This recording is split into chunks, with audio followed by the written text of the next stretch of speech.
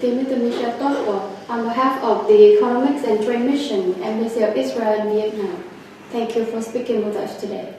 So today we would like to talk about the Vietnam economics performance in 2014. Could you like to share with us your view? Yeah, sure. I mean, I think the Vietnamese economy is doing actually pretty well in 2014, considering the global economy is not that strong. The GDP growth this year is looking to reach maybe 5.7, 5.8%, which is quite a very good number. Inflation is coming down to maybe 2%, which is a record low for Vietnam. And at the back of that, the PMI is about a 52 right now, which is a good, number showing expansion of production, and the retail sales demand is up about 11% this year.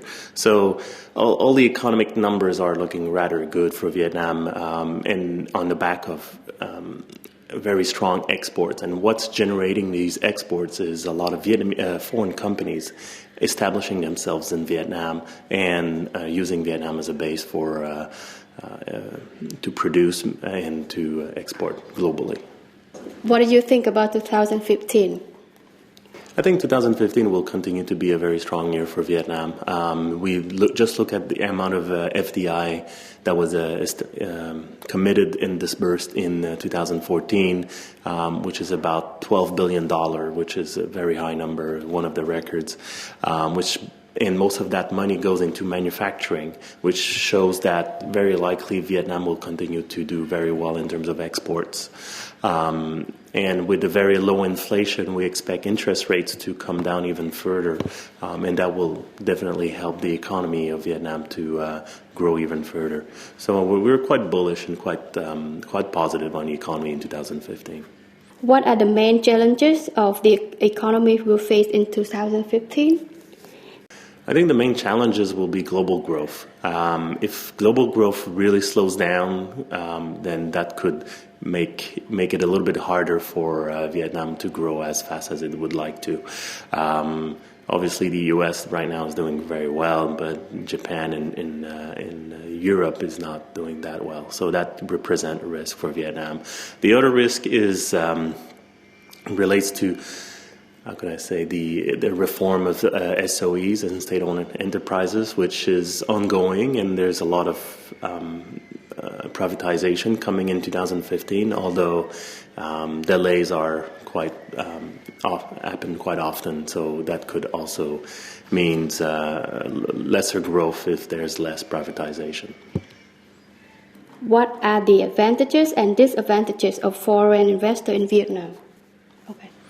Okay, I think there's really two types of investors in Vietnam. You have those who come to Vietnam to try to take advantage of the country as a production base, and you have those who come here for to sell their products into Vietnam.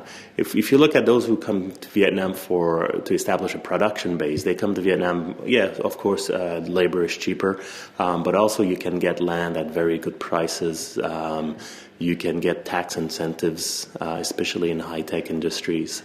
And you have a workforce that is, relatively well educated, and it is very hardworking and quite productive when they learn the right tools and the right skills. So that makes Vietnam a quite very strong base for production. And just for example, you have Samsung, who today produces 50% of all its mobile phones in Vietnam globally. China is no longer the place where they do their mobile phones. So I think that's a very positive aspect for Vietnam. For the foreigners who come here to try to sell their products, your products need to be technologically advanced to make a difference. Most markets in Vietnam are very competitive.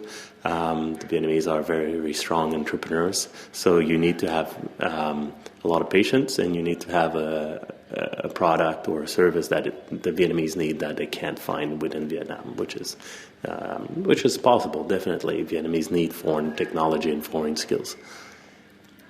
Thank you for sharing with us today.